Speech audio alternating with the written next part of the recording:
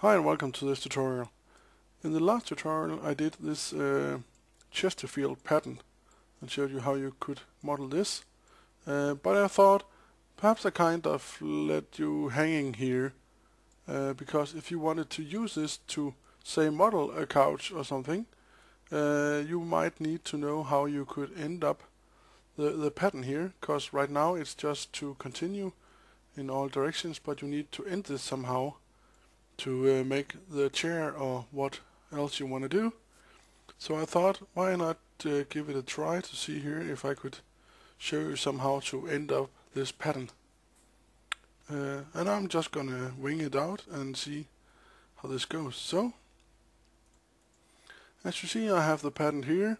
I have not stretched it in the axis to get the stretched look like this, that is familiar with the pattern, but I wrote about this in the text for the tutorial as well.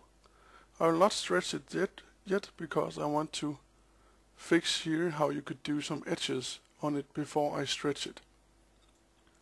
So I'm going to make an attempt here to finish this off. So what I want to do is, when you're going in here in the pattern, you have these sewing lines going across, but when you go to the edge here, you would normally only have 3 and not 4.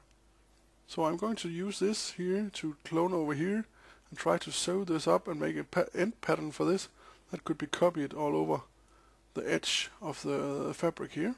So I'll turn on and off subpatching here, and I'll try clone here, just zoom in a bit, and I will select this pattern here and copy that to a new layer. I'm then going to rotate that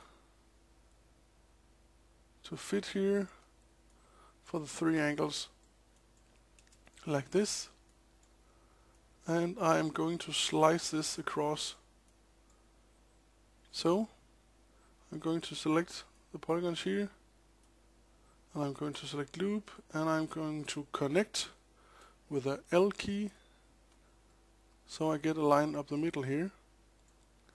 That way I can split this so I easier can loop this pattern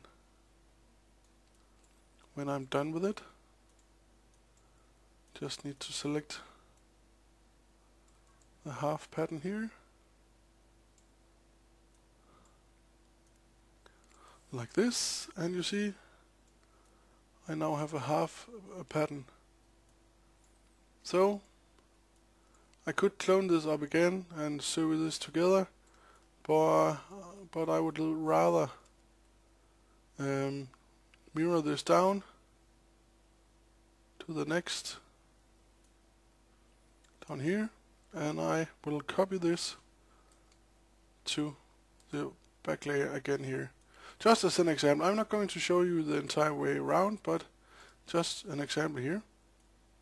So, to start with, I'm going to now sew up these edges here. So I go to point mode and select these clockwise. Press P for make polygon, P for make polygon, P for make polygon, P for make polygon, and P for make polygon. And the same I'm going to do over here.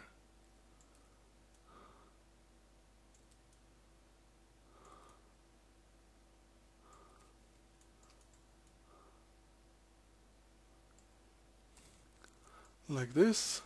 I could then stretch this, but I will not. I'll just sew this up again.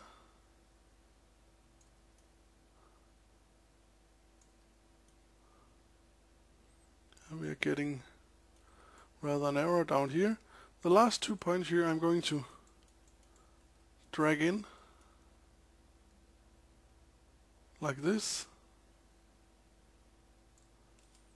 and I'm then going to sew these up here like this. So if we take a look in here, and I can press the tab key, I now have this nice area, and I can start taking this and cloning this area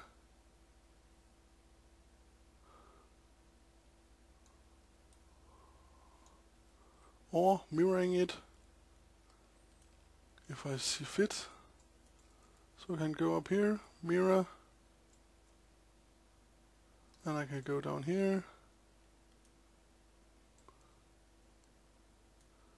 mirror it down, and I can select this one.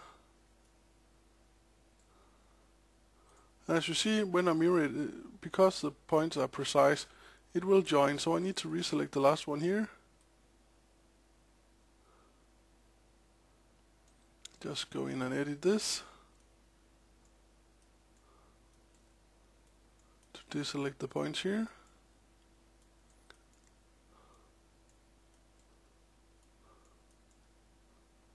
Like this. And I can then mirror this down for the last part. There you go. And I accidentally hit undo. Once too many it seems, so I'll just take this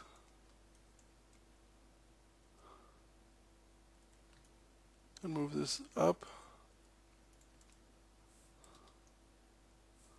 And I should now have a nice ending to the pattern here. As you see, I could select this and stretch it around and so on. Make it a little bit more bulgy here if I want by editing these points here. And I can select the entire row like this. And copy it. Put it to a new layer, rotate. And I could move it up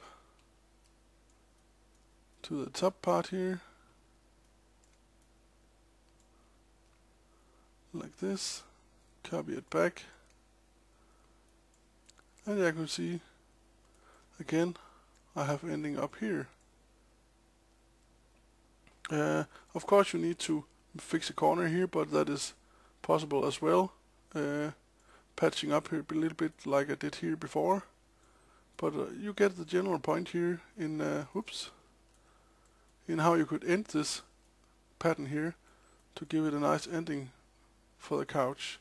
And then last but not least, as I showed before, or I wrote in the text for the first tutorial, you could go in and stretch this a bit to get the slightly elongated pattern here to give it a little bit more realistic look. So I hope this can do it for now, so you can get on trying to build a couch or something. And if you do using this tutorial, feel free to post me a link on my YouTube tutorial here, where I can see the picture that you made using my tutorial. That would be fun to see. So have fun and stay tuned.